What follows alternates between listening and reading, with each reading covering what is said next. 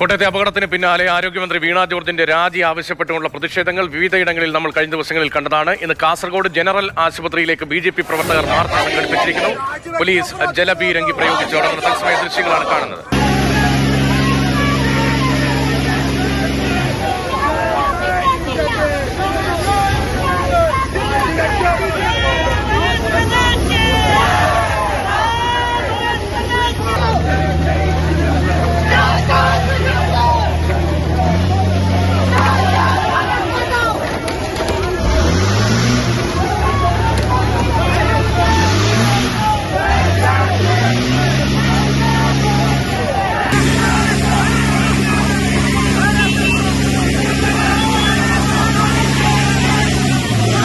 ആരോഗ്യമന്ത്രി വീണ ജോർജിന്റെ രാജി ആവശ്യപ്പെട്ട് കാസർഗോഡ് ജനറൽ ആശുപത്രി പരിസരത്താണ് ഇപ്പോൾ സംഘർഷാന്തരീക്ഷം ഉടലെടുത്തിരിക്കുന്നത്. BJP പ്രവർത്തകരുടെ മാർച്ച് പോലീസ് തടഞ്ഞു. പോലീസ് ജലപീരങ്കി പ്രയോഗിച്ച് പ്രവർത്തകരെ കസ്റ്റഡിയെടുത്ത് നീക്കാനുള്ള ശ്രമം നടക്കുന്നു. സാരംഗ് സുരേഷ് വിവരങ്ങളുമായിട്ട്.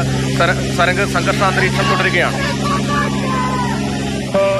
രതീഷ്, വലിയ തോതിലുള്ള പ്രതിഷേധമാണ് ഇപ്പോൾ കാസർഗോഡ് ജനറാശുപത്രിക്ക് മുമ്പിൽ നടക്കുന്നത്. BJPയുടെ നേതൃത്വത്തിൽ 100ഓളം പ്രവർത്തകരാണ് ഇപ്പോൾ മാർച്ചിന്റെ ഭാഗമായി ഇപ്പോൾ പോലീസുമായി നേരിട്ട് ബലാബലം വരുന്ന രീതിയിൽ പോലും പലപ്പോഴും ഒരു സംഘർഷത്തിലേക്ക് നീങ്ങുന്ന രീതിയിൽ പോലും കാര്യങ്ങൾ മുന്നോട്ടേക്ക് പോയിരുന്നു. എന്നാൽ ഇപ്പോൾ ചെറിയ ഒരു ശാന്തത കൈവരിച്ചിട്ടുണ്ട്.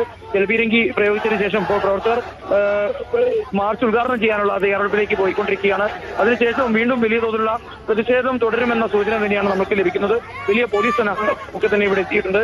കണ്ണീർവാതകം അടക്കമുള്ള സംവിധാനങ്ങളൊക്കെ തന്നെ ഒരുക്കിയിട്ടുണ്ട്. എന്നാൽ സംസ്ഥാനമായതിനാൽ തന്നെ ഏതെല്ലാം തരത്തിലുള്ള പ്രതിഷേധമാണ് മുന്നോട്ടേക്ക് ഉണ്ടാവുക എന്നുള്ളതിൽ ഇപ്പോൾ പോലീസിനെ സംബന്ധിച്ച് ഒരു ആശയക്കുഴപ്പമുണ്ട് എന്നാണ് മനസ്സിലാക്കാൻ സാധിക്കുന്നത്. നിലവിൽ പ്രവർത്തകരെ ആരും തന്നെ ഇവിടെ നിന്ന് കസ്റ്റഡിയിൽ എടുക്കുകയോ അറസ്റ്റ് ചെയ്ത് നീക്കുകയോ ചെയ്തിട്ടില്ല.